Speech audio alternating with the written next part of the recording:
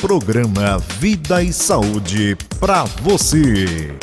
Oi, gente, estamos aqui no programa Vida e Saúde para você e hoje o nosso bate-papo vai ser com a especialíssima doutora Paula Goretti, odontopediatra, habilitada em cirurgia da língua presa e em ortopedia dos maxilares. Ortopedia, é isso mesmo? Isso, ortopedia funcional. Ortopedia funcional dos maxilares. A nossa conversa hoje vai ser sobre a importância de levar seu filho cedo ao dentista. E o cedo é cedo mesmo, porque a importância de cuidar da saúde bucal, ela existe antes mesmo do bebê nascer. E eu vou perguntar, para iniciar essa conversa, doutora Paula Goretti, o que é odontopediatria? Odontopediatria é uma das especialidades da odontologia, né, que cuida, que promove saúde e trata desde a gestação até a adolescência. Então, envolve a gestação, o pré-natal odontológico, a saúde bucal dos bebês, das crianças e dos adolescentes. Lembrando que essa especialidade, ela reúne uma clínica integrada, porque a gente atua tanto na cirurgia, quanto no tratamento de canal, quanto nas restaurações e na prevenção. Então, um odontopediatra, ela tem que, de certa forma, cuidar da saúde bucal da família toda, não é isso? No caso, você também faz atendimentos a adultos, Isso. mas a sua especialidade é criança, é isso? Veja só, o atendimento envolve o atendimento todo da família, porque eu também tenho especialização em saúde da família, né? Então, a gente envolve a família. Trabalhar com criança não funciona só trabalhar com a criança. Eu preciso trabalhar com o pai, eu preciso trabalhar com a mãe e com os cuidadores. Então, a saúde bucal envolve isso, né? Trabalhar com a criança é a especialidade, porém eu tenho que atuar em toda a família, senão eu não consigo resultados. Entendi. E, no caso, por que é tão importante levar a criança tão cedo ao dentista? Porque, assim, a criança, um bebezinho, por exemplo, de 6 meses, né, às vezes nem tem dente. Mas por que levar tão cedo ao dentista um bebezinho, por exemplo? A importância de cuidar cedo da saúde bucal, né, é na questão sempre da prevenção. A gente trabalha sempre na prevenção.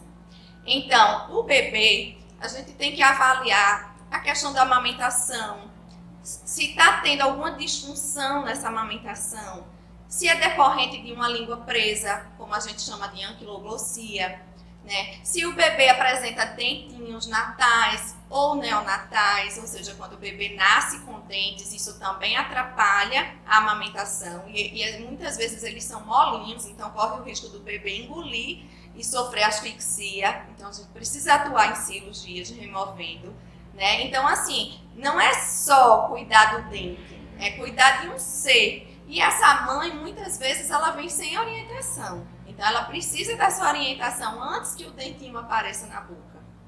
Essa orientação, inclusive, sobre a saúde bucal dos bebês, ela vem muito atrelada à higiene, não é isso? Porque eu tenho observado que várias mães dizem assim, mas o meu bebê só se alimenta de leite materno, então o leite materno já é saudável, já substitui a água e tal, então não se atenta à limpeza da boca do bebê após a amamentação.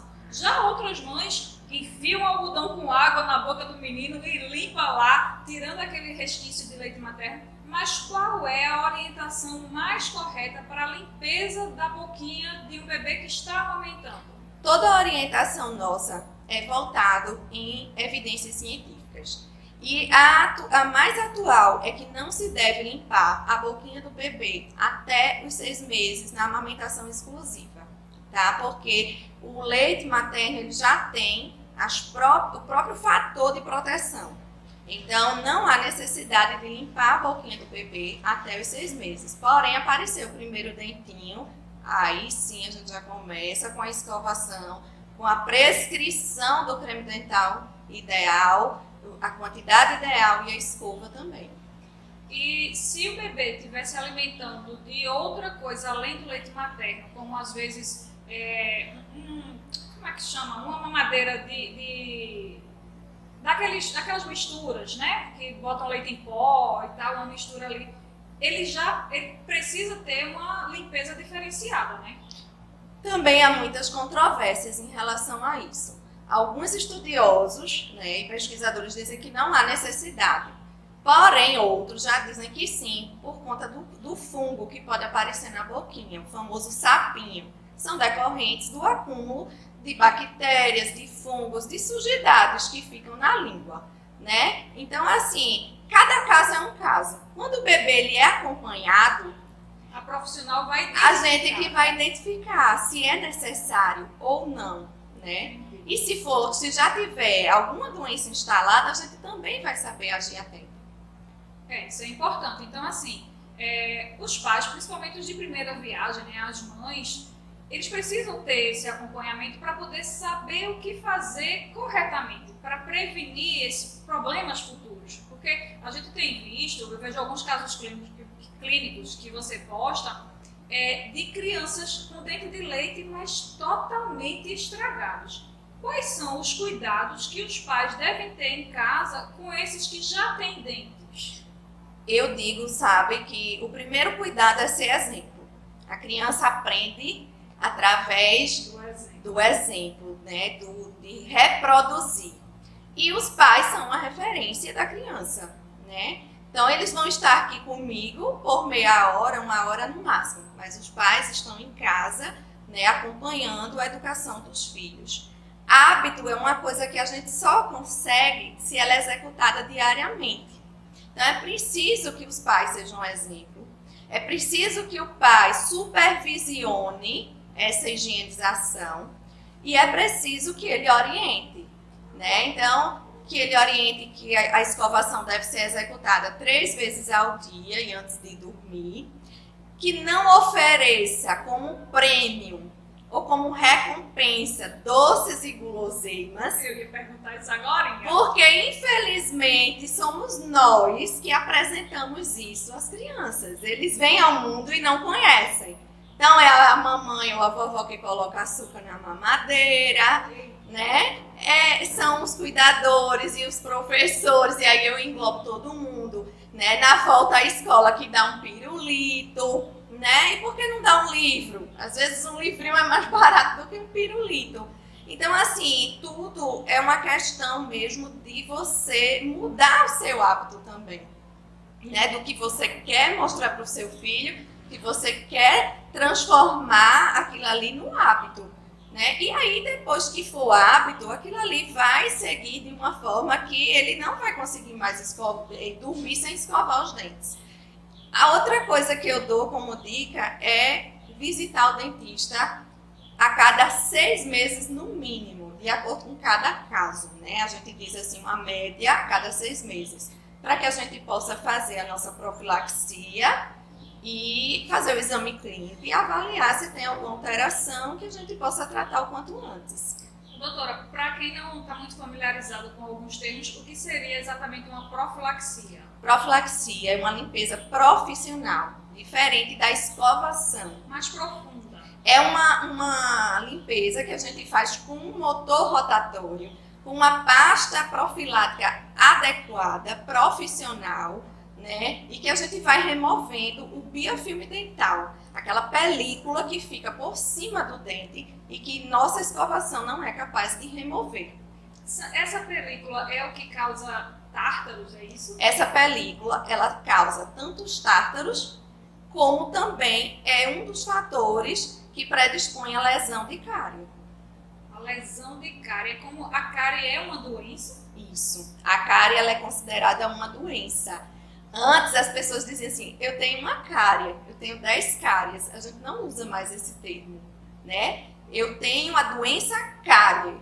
E aí eu vou calcular quais são os fatores de risco que eu tenho, ou que aquela criança possui, né? Para que eu tenha ou venha desenvolver 1 ou 2 ou 10 lesões, né? Então a doença existe. O que a gente faz é controlar essa doença quando há cavitação, porque os estágios da doença cárie são vários. Começa com a mancha branca até a cavitação.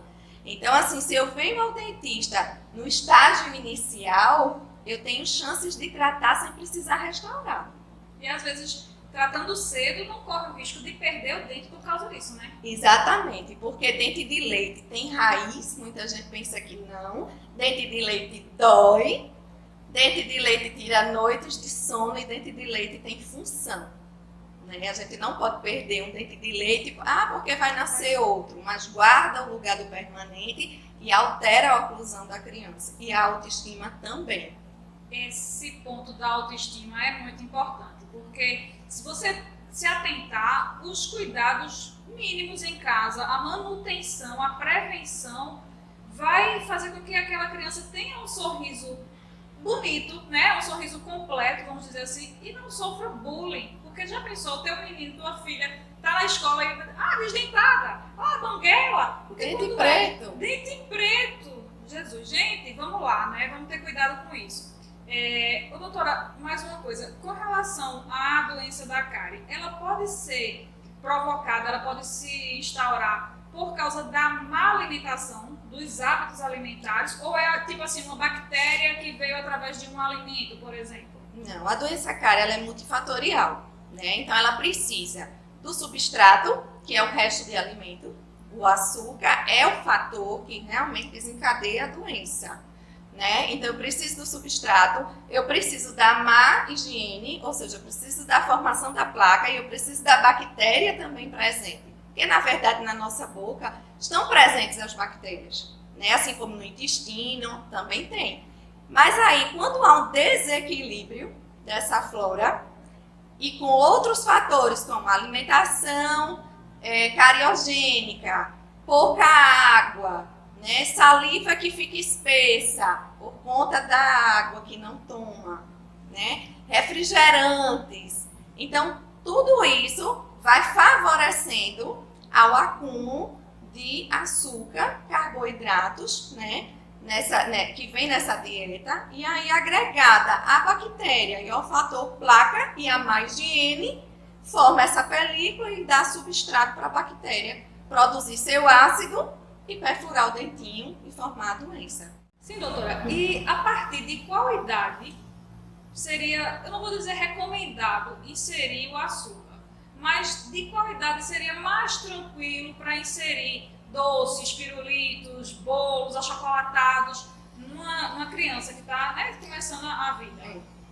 Veja bem, na verdade, os embutidos, os industrializados, eles não são recomendados a partir de idade alguma. Porém, não vamos ser tão rigorosos. A gente sabe que nossa vida é corrida, né? A mamãe muitas vezes precisa de algo prático para a escola também, por questões até de fazer o alimento, se estragar, não ter como armazenar. Enfim, então a partir dos 2 anos é que a Sociedade de Pediatria aconselha, né, que seja inserido o açúcar, mas tudo sem excesso. Eu também não sou tão radical. Quem é que não gosta de um doce? Quem é que não vai numa festinha, né? Mas aí, se você tem isso regrado, equilibrado, isso também não vai desencadear de um dia para a noite a doença cárie, né? A gente vê que ela é multifatorial e ela exige uma frequência e exige também tempo. A saúde bucal da mãe, enquanto ela está grávida, se ela não cuidar da saúde bucal dela, pode interferir na gestação, na geração do bebê? Interfere de uma forma tão grande que ela pode induzir o parto prematuro. Vixe Maria, eu acho que... Pois é. Sério? Durante a gestação há um aumento de hormônios, da circulação da boca, altera toda a saúde gengival dessa gestante. Muitas apresentam sensibilidade, né, muito grande por conta do ácido, da produção de ácidos enjoos. Tem a questão também de apresentar problemas periodontais, sangramentos, granulomas, dores, né, da gengiva, provenientes da gengiva. Então, essa bactéria da doença periodontal, ela pode penetrar pela gengiva e cair na circulação sanguínea e afetar o feto. E aí induzir o parto prematuro. Isso já é comprovado cientificamente. Então, minha gente, você que está grávida, mãezinha, que está querendo, ou você que está querendo engravidar, cuide. cuide de você como um todo, mas cuide também da sua saúde bucal, que muitas vezes é deixada de mão, é deixada de canto, fica em segundo plano. Mas a partir da sua gravidez, você vai ter um serzinho que vai estar recebendo o que entra também pela sua boca, mesmo que entre e se incorpore à corrente sanguínea. Então, cuidar da saúde bucal, como a doutora Paula Goretti falou, é fundamental, tanto para você como para os filhos, os seus filhos.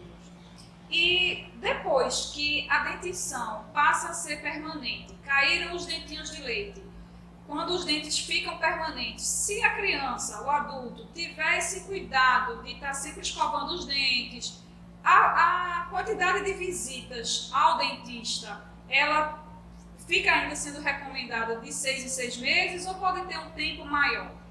Veja bem, a gente aconselha sempre a cada 6 meses, no máximo, pelo menos uma vez ao ano, né? Porém, cada paciente é um paciente, né? Tem paciente que tem uma predisposição à doença periodontal, então esse vai precisar estar no dentista a cada 3 meses, dependendo do problema, né? Tem pacientes que não, que tem uma saúde gengival boa, tem um controle eficiente de placa, né? Não tem nenhuma cárie, nunca desenvolveu uma lesão de cárie durante a infância. Então esse paciente, como ele tem um menor risco, a gente pode prolongar esse tempo, mas sempre precisa ser avaliado.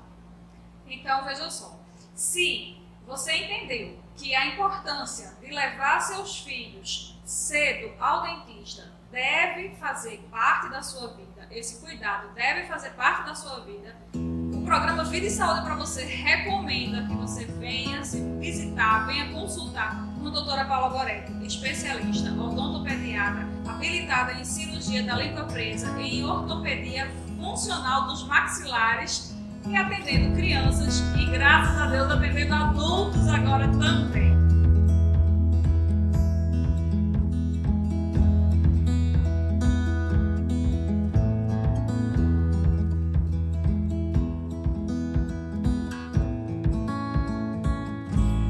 Doutora Paula, alguma coisa para acrescentar sobre a importância de levar o filho cedo ao dentista para a gente encerrar o episódio de hoje?